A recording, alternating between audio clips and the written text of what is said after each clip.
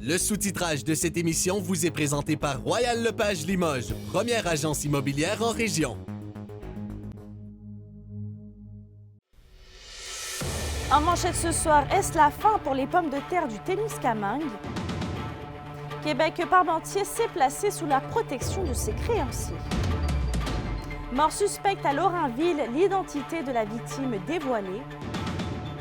Et la ville de Rouyn-Noranda réagit à la demande de recours collectif.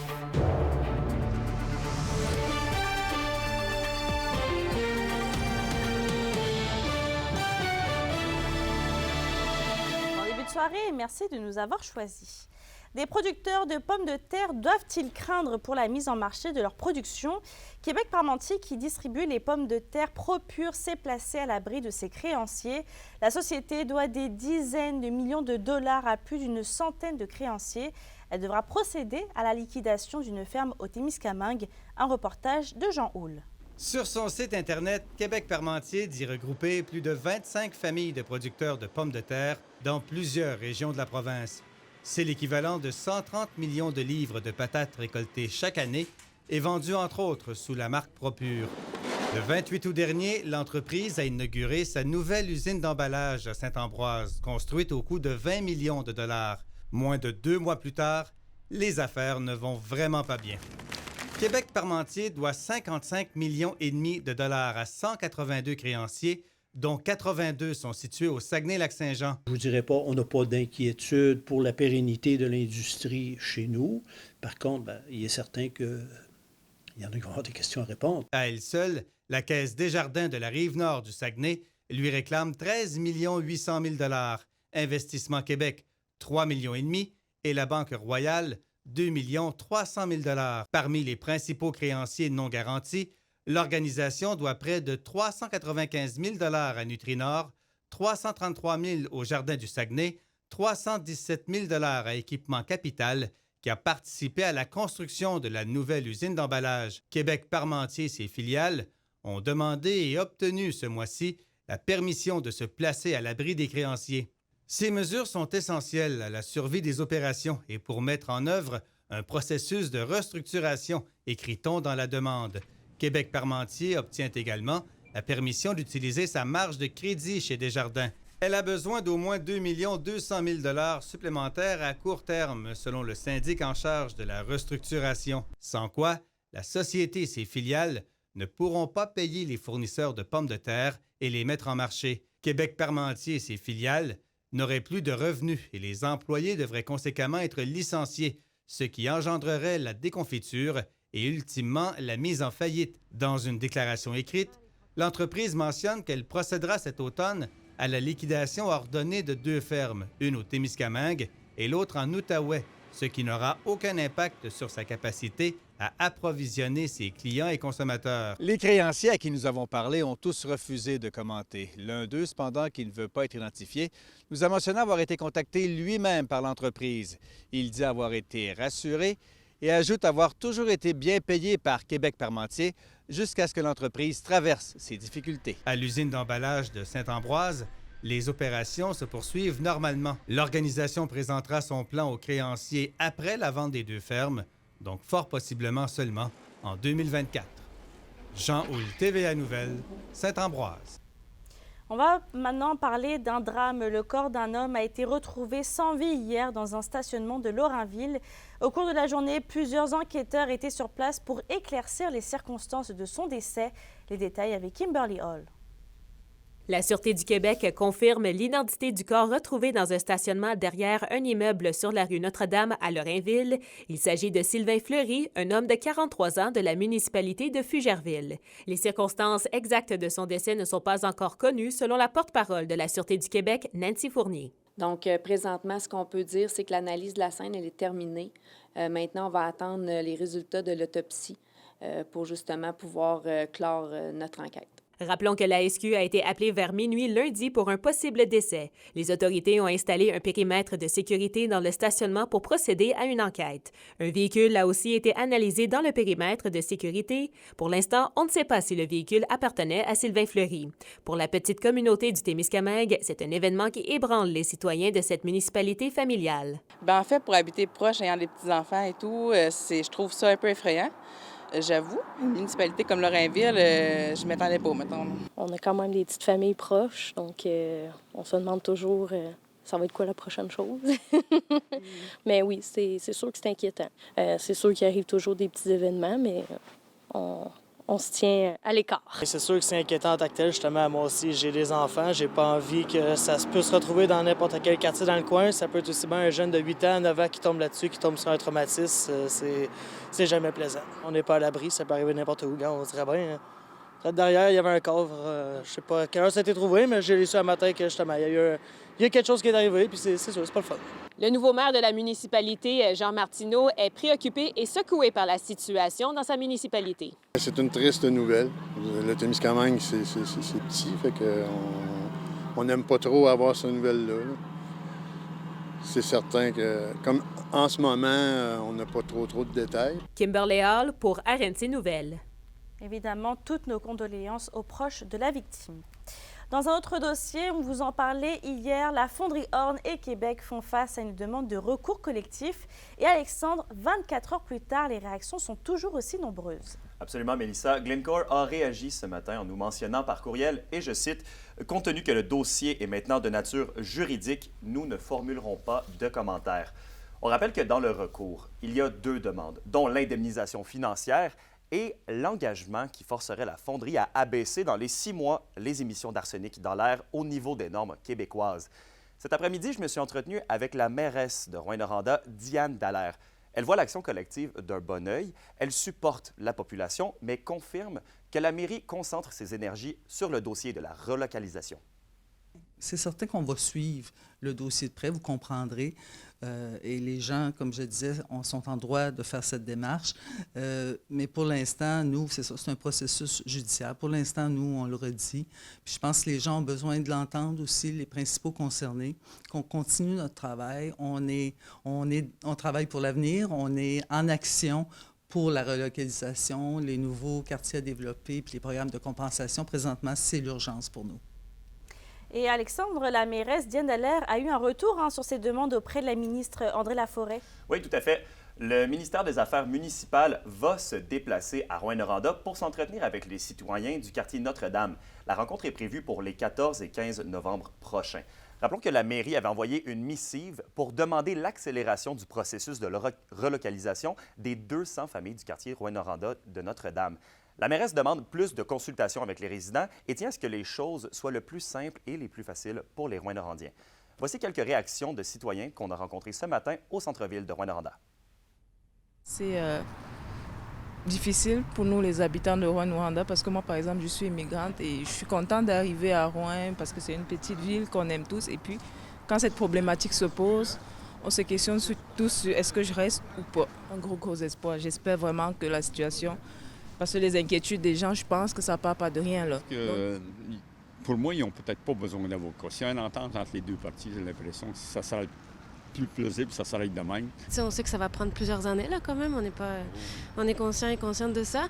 Mais qu'on gagne ou pas, je suis sûre qu'au moins, ça va permettre aux gens de prendre conscience, de se renseigner sur les réalités, puis ça va permettre au mouvement de continuer à avancer. Bien, qu'on leur demande, oui, c'est vrai que c'est important. Mais une entente amiable, je pense que ce serait le mieux. C'est un dossier qui est loin d'être terminé. Un point à mentionner, hier, le ministre nouvellement responsable de l'Abitibi-Témiscamingue, Jean Boulet, a mentionné qu'il ne s'attend pas à des délais supplémentaires pour la relocalisation des 200 familles dans le quartier Notre-Dame en raison de cette nouvelle action collective. Merci Alexandre. 719 signalements ont été retenus par la Direction de la protection de la jeunesse en date du 12 octobre 2023. C'est 100 signalements de plus qu'à pareille date l'an dernier. Et malgré ces chiffres, le CISAD souligne un élément positif.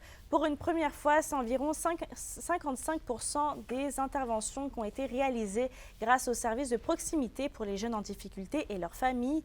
Dans les 3 dernières années, c'est environ 70% des services qui se donnaient dans le cadre de la loi sur la protection de la jeunesse. On va à Amos maintenant puisque des événements suspects se succéderaient entre les murs du centre de détention d'Amos. Selon des renseignements obtenus par RNC Média, 2 incidents, dont un impliquant la mort d'un jeune détenu, sont survenus au cours des 2 derniers mois. Il y a eu une 60aine de jours, une bagarre liée à l'utilisation d'un téléphone cellulaire est survenue entraînant l'hospitalisation d'un détenu. Le 4 octobre dernier, Daven Gagnon, 26 ans de Saint-Marc-de-Figuerie, est mort en prison. Selon le syndicat des agents en service correctionnel, il avait consommé du fentanyl. Parlons économie, le réseau du fonds FTQ devient actionnaire minoritaire et le premier investisseur externe du groupe Blais Synergie. Ce changement est dû à un investissement de 11 millions de dollars des fonds de solidarité FTQ et des fonds régionaux de solidarité FTQ Abitibi-Témiscamingue. On rappelle que le groupe Blais Synergie compte 700 employés. L'entreprise se spécialise dans la construction d'infrastructures industrielles pour les secteurs miniers et de l'énergie reliée à la biomasse.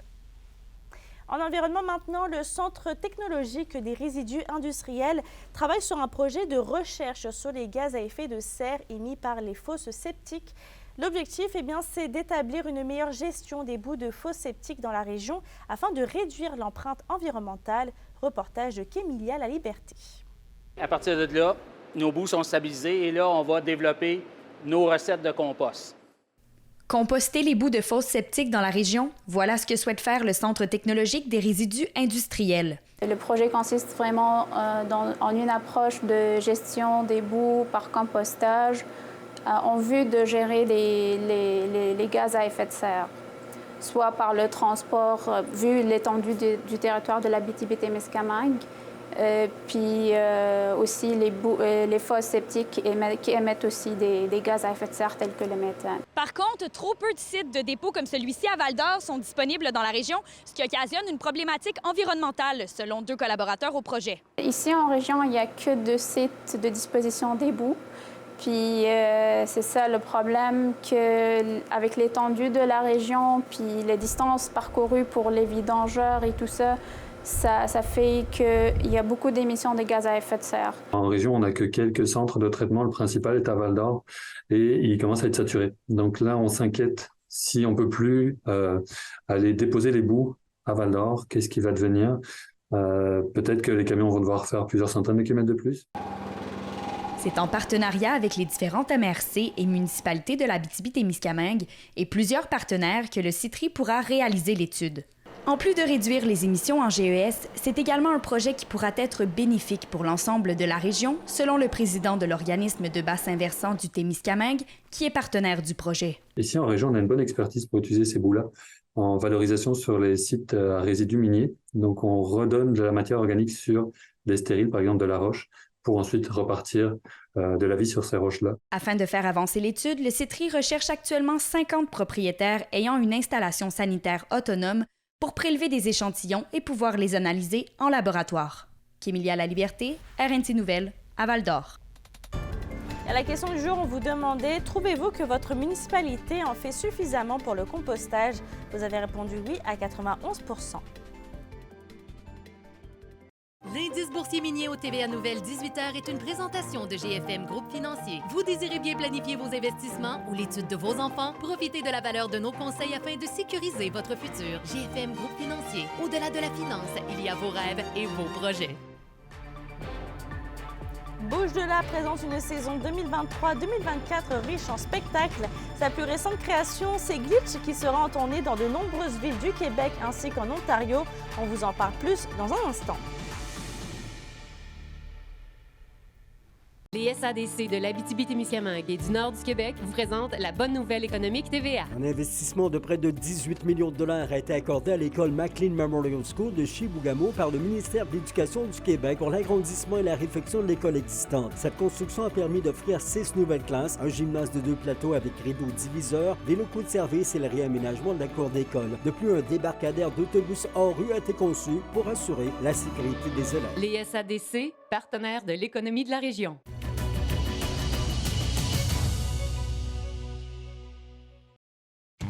La chronique culturelle vous est présentée par Bruno et Jasmin Leclerc, denturologistes. Des cliniques à la fine pointe de la technologie pour vous servir à La Sarre et à Amos. Stéphanie, une artiste visuelle de la région, a décidé de donner le grand coup d'envoi à sa carrière. Oui, il s'agit de l'artiste en art visuel Geneviève Hardy, originaire d'Amos, qui nous dévoile son tout nouveau site internet genevièvehardy.com. Elle qui a décidé de se consacrer à 100% à sa passion, nous réserve tout plein d'œuvres et si vous ne la connaissez pas encore, allez faire un tour sur ses réseaux sociaux.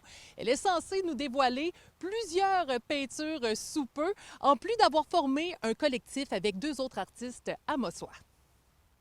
T'sais, moi, en art visuel, on a Guy Darby en photographie, puis Sam Nemati qui est en art numérique, en fin de compte, puis qui est beaucoup dans l'art immersif. Fait que notre objectif, ça serait vraiment de jumeler ça pour essayer de faire des projets qui sont multidisciplinaires, puis qui deviennent immersifs, mais surtout qui sont publics dans le but de créer de l'art, puis de les sortir des centres d'exposition un peu pour que les gens aient accès à ça, puis puissent voir ça en ville, là. Fait qu'en misant, je pense, sur des projets d'art public comme ça, puis qui sont collaboratifs, ben tu sais, c'est le fun parce qu'on vient initier les gens à voir de l'art, à s'y intéresser, puis à comprendre un peu mieux ce qu'on fait, puis en même temps, ça crée quelque chose de tellement plus dynamique dans nos villes. Fait que ça, c'est quelque chose qui me fait triper, là, l'aspect collectif de ça. Et Stéphanie, la compagnie Bouge de là présente une saison 2023-2024 riche en spectacles. Oui, et on attend avec fébrilité la nouvelle pièce de théâtre intitulée Glitch qui sera partout au Québec. On n'y fait pas exception ici en Abitibi-Témiscamingue. Je vous le dis tout de suite, réservez la date du 4 novembre prochain si vous êtes dans le coin de La Sarre, car la pièce sera présentée à la salle de spectacle Desjardins. On a également d'autres dates aussi, le 7 novembre au Théâtre des Esquerres d'Amos, le 11 novembre au Théâtre du Cuivre de Rouyn-Noranda. Et on va vraiment se plonger dans un univers assez mystérieux. On parle d'un sous-sol de théâtre désert où est-ce que 4 intrépides vont se donner rendez-vous. J'en dis pas plus que ça. On invite les petits, mais les plus grands également à venir faire leur tour. Je pense que c'est ça qui plaît aussi aux jeunes. C'est comme, il y a un thrill parce que les jeunes arrivent dans un sous-sol, il y a le système d'alarme qui part, ils vont tous se faire pogner, puis là, tu vois la danse qui saute, qui tourne, qui évite les jets de lumière. Ça fait que tu rentres dans l'action facilement, puis à date, j'ai juste des bons commentaires. Ça fait que je leur dis, oui, venez, on s'en va chez vous, venez chez moi. Et pour terminer, je vous rappelle que ce jeudi, ça va se dérouler du côté de La Sarre concernant la nouvelle saison de la Salle Ligue d'improvisation de La Sarre. On a quand même un match assez hot qui s'en vient, excusez l'expression, mais c'est ça quand même. C'est sous le thème La folle évasion que ça va se dérouler. On a Métal Marquis qui va affronter la boucherie du Brac. On vous donne rendez-vous à compter de 19h30 au motel Villa Mon-Repos. Merci Stéphanie. Les foreurs et les huskies sont de retour dans la région après leur voyage de la dernière fin de semaine dans les Maritimes. Un voyage difficile pour les foreurs qui n'ont récolté aucun point. Plus de détails après la pause.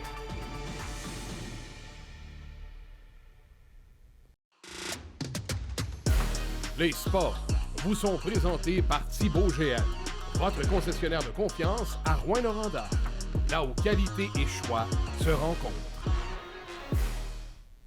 Les foreurs de Val-d'Or et les huskies de Rouyn-Noranda sont de retour dans la région après une fin de semaine dans les Maritimes. Un voyage qui a un peu plus souri à la meute qu'au vert et or. Yoann Carrière a fait le bilan avec les 2 équipes. Ce sont 3 revers en autant de matchs qui se sont ajoutés à la fiche des foreurs lors du premier voyage de l'équipe dans les Maritimes. Malgré les défaites, l'entraîneur-chef du vert et or indique avoir aimé ce qu'il a vu de ses joueurs. Selon Maxime Desruisseaux, les résultats ne racontent pas toute l'histoire. Sur 9 périodes de jeu, il y a une période que j'ai pas aimé. J'étais content parce que quand tu perds 5-1, des fois, tu commences à te remettre en question comme groupe d'entraîneurs parce que tu veux trouver des solutions, tu veux amener des bons points à ta gang. Puis, un recruteur de la Ligue nationale dimanche qui est venu prendre un café avec nous, puis il nous a dit « je comprends pas que vous ayez perdu ». Le choix de premier tour des Foreurs au dernier repêchage, Philippe Veilleux, a notamment marqué son premier but dans la LHJMQ samedi à Halifax. Maxime Desruisseaux se réjouit du travail de son attaquant de 16 ans qui cumule 8 points en 12 rencontres. Les gens, depuis le début de l'année, voient comment il est talentueux, sa vision de jeu, son lancer. Puis, j'étais pas, mais je vous l'avais dit ça également, puis j'y avais partagé à lui aussi. Je n'étais pas inquiète parce que il y avait tellement de chances de marquer à tous les parties que c'était une question de temps avant que ça arrive. Du côté des Huskies, l'équipe revient des Maritimes avec 2 victoires et 1 défaite. L'entraîneur-chef Martin Dagenet a tenu à saluer les performances du gardien William Rousseau et de sa brigade défensive, aidée du retour au jeu du capitaine Dylan Gill. J'ai pas aimé le premier match à Charlottetown. Je trouve pas qu'on a très bien joué. Je pense que c'est William Rousseau qui nous a permis de gagner ce match-là avec plusieurs arrêts spectaculaires. Puis je te dirais que les 2 matchs par la suite, ça a peut-être été deux de nos meilleurs matchs de la saison. Oui, on a perdu contre Halifax. On a perdu parce que nos unités spéciales n'ont pas été bons, surtout l'infériorité numérique. Mais on a quand même dominé 42-18 dans les lancers contre une très bonne équipe. Ce sont les Olympiques de Gatineau et les Voltigeurs de Drummondville qui seront en visite à Val-d'Or et Rouyn-Noranda cette fin de semaine. Les 2 équipes de la région pourront ensuite renouer avec certaines formations des Maritimes, alors que les Wildcats et les Highlanders seront de passage la semaine prochaine. Yoann Carrière, RNC Nouvelles, Val-d'Or. En karaté, Alexandre Saint-Arnaud représente le Canada en Hongrie du 24 au 29 octobre prochain. Le jeune karatéka originaire de Rouyn-Noranda sera sur les tatamis dans le cadre du championnat du monde de karaté senior WKF à Budapest. Évoluant en tant que champion canadien dans les rangs des 84 kilos, Alexandre Saint-Arnaud sera donc le seul athlète canadien de sa catégorie à porter les couleurs du Canada. Cet événement est considéré comme le plus gros et le plus convoité de tous les championnats de karaté dans le monde. Et on termine ce bloc sport avec le judoka Guillaume Gaulin du club Juvaldo de Val-d'Or qui décroche la première place chez les seniors moins de 90 kg à l'Ontario Open tenu le week-end dernier à Toronto. Cette performance lui permet d'améliorer son standard et de se hisser au 4e rang au classement canadien tout en consolidant sa place sur l'équipe du Québec. Aussi présents dans la ville reine, Catherine Gaulin et Luca Vallière, respectivement, en compétition chez les 63 et 81 kg, n'ont pas connu la victoire. Guillaume et Luca seront en action à l'Omnium du Québec le 12 novembre prochain, tandis que les plus jeunes participeront à une compétition régionale qui se tiendra le 25 novembre à Val-d'Or. La météo, une présentation de Nicole Auto de Lassar. Avec la plus grande variété de camions en région, Nicole Auto de Lassar, capitale régionale du pick-up. Et à la météo, Stéphanie, Dame Nature nous réserve encore de la pluie. Oui, je suis vraiment un oiseau de malheur ces temps-ci. Hein? Semaine grise et nuageuse, mes amis, pour ce soir et cette nuit également. On n'y fait pas exception avec 10 à 15 mm de pluie qu'on devrait avoir en Abitibi et Haute-Témiscamingue. On a des risques d'orage également pour le Témiscamingue ce soir, minimum de 10 degrés. Demain, on a des averses avec 10 degrés pour l'Abitibi, 13 degrés pour le Témiscamingue et un aperçu pour après-demain. Toujours sous la pluie avec un maximum de 14 degrés au nord, maximum de 15 degrés au sud. Je vous souhaite à tous et à toutes une bonne relaxation à la maison. Merci Stéphanie. Je termine avec un policier qui a capté un véhicule circulant à 145 km/h dans une zone de 80 à Sainte-Hélène-de-Mansbourg le 22 octobre dernier. Donc on parle d'un grand excès de vitesse. Merci d'avoir été avec nous. Je vous souhaite de passer une belle soirée et on se retrouve demain.